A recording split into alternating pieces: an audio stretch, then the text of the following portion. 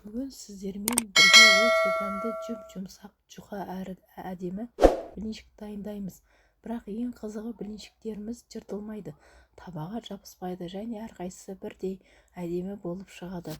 Мен сіздерге блинчиктің қамырын қалай дұрыс дайындау керегін, қандай температурада пісіру керегін және блинчикті жұмсақ күйінде сақтайтын бір қарапайым тәсілді көрсетемін.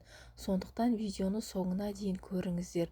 Соңында блинчиктеріміздің қандай болып шыққанын бірге көреміз. Ендеше бастайық. Сәлеметсіздер ме, құрметті көрермендер? Арнамда үй жағдайында оңай әрі дәмді тағамдардың рецепттерін дайындаймыз. Егер сізге осындай қарапайым бірақ өте дәмді рецепттер ұнаса, арнама жазылып видеоны қолдап кетіңіз. Ал бүгінгі блинчикті таңғы асқа да, шайға да, түрлі салмамен дайындауға да болады. Қазір ең алдымен бізге қажетті өнімдерді дайындап алайық. Мен 2 жұмыртқадан дайындадым. Ең алдымен жұмыртқаларымызды ыдысқа салып аламыз. Сосын барып венчиктің көмегімен араластырамыз.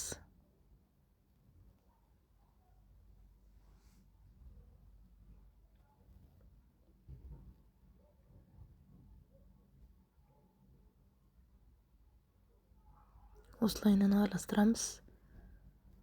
Сосын барып үстіне 2 ас қасық қант саламыз.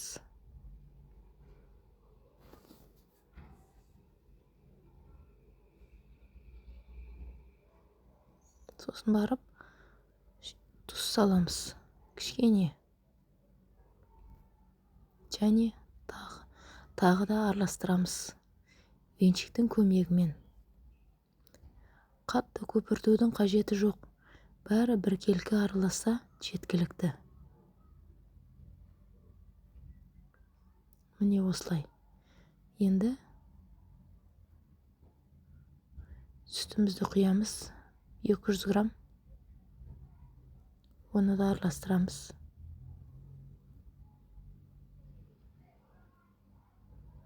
Міне осылай жақсылап тұрып араластырып аласыздар. Және ыстық су 200 грамм.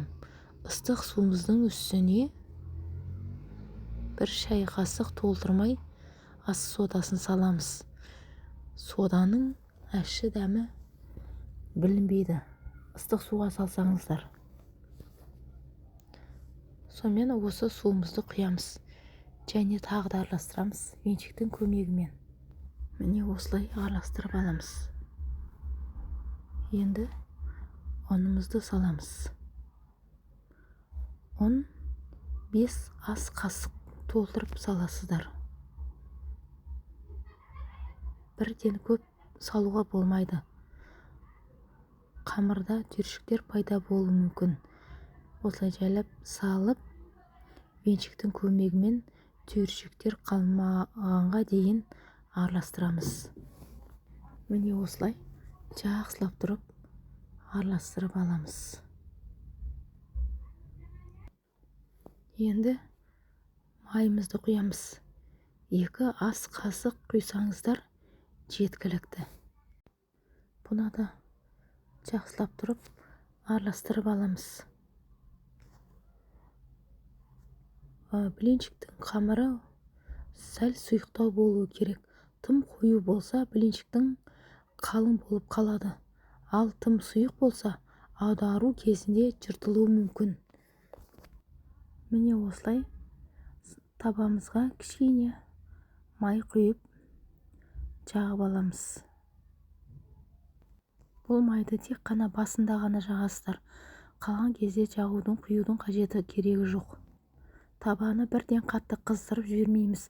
Алдымен жақсылап қыздырамыз, содан кейін орташа температурада пісіреміз. Егер таба тым суық болса, қамыр жабысып қалуы мүмкін. Ал тым қатты ыстық болса, блинчиктің беті тез қызарып, ортасы дұрыс піспей қалуы мүмкін. Ал бірінші блинчигімізді пісіріп көрейік. Енді келесі бетін аударамыз. Міне осылай. Бірінші блинчиктің мінсіз болмауы қалыпты нәрсе. Осы арқылы табаның қызуын да тексеріп аламыз. Қамырды табаның барлық жеріне біркелкі таратып жібереміз. Міне осылай жақсылап тұрып айналдырып домалақтаймыз. Міне шеттері кеуіп, үстіңгі беті осылай өзгерген кезде аударуға болады. Міне қараңыздаршы, түсі қандай әдемі болып шықты. Бірінші блинчиктен кейін табаның қызуын өзіңізге ыңғайлап алыңыз. Әр плитаның қызуы әртүрлі болады. Блинчиктеріміз жұмсақ болғанын қаласақ, дайын болғандарын бірінің үстіне бірін жинап, бетін жауып қойған дұрыс. Мұндай блинчиктерді әртүрлі салмамен дайындауға да болады.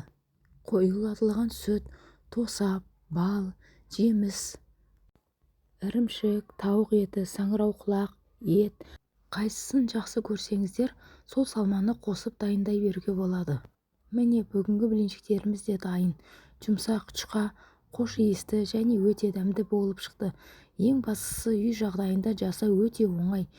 Енді сіздерге сұрақ: блинчикті тәтті салмамен жақсы көресіздер ме, әлде етті немесе ірімшікті салмамен ба? Пікірге міндетті түрде жаза кетіңіздер. Келесі видеода қай салмамен блинчик дайындайтынымызды сіздердің пікірлеріңізге қарай дайындаймыз. Егер бүгінгі рецепт ұнаса, видеоны лайк басып қолдап кетіңіздер. Арнаға жазылмаған болсаңыздар, жазылып қойыңыздар. Себебі алда бұдан да көп қарапайым әрі дәмді рецепттер дайындаймыз. Ал мен сіздермен келесі видеода кездескенше дәмді тағамдар дайындап жақсы көңіл күйде жүріңіздер. Сау болыңыздар.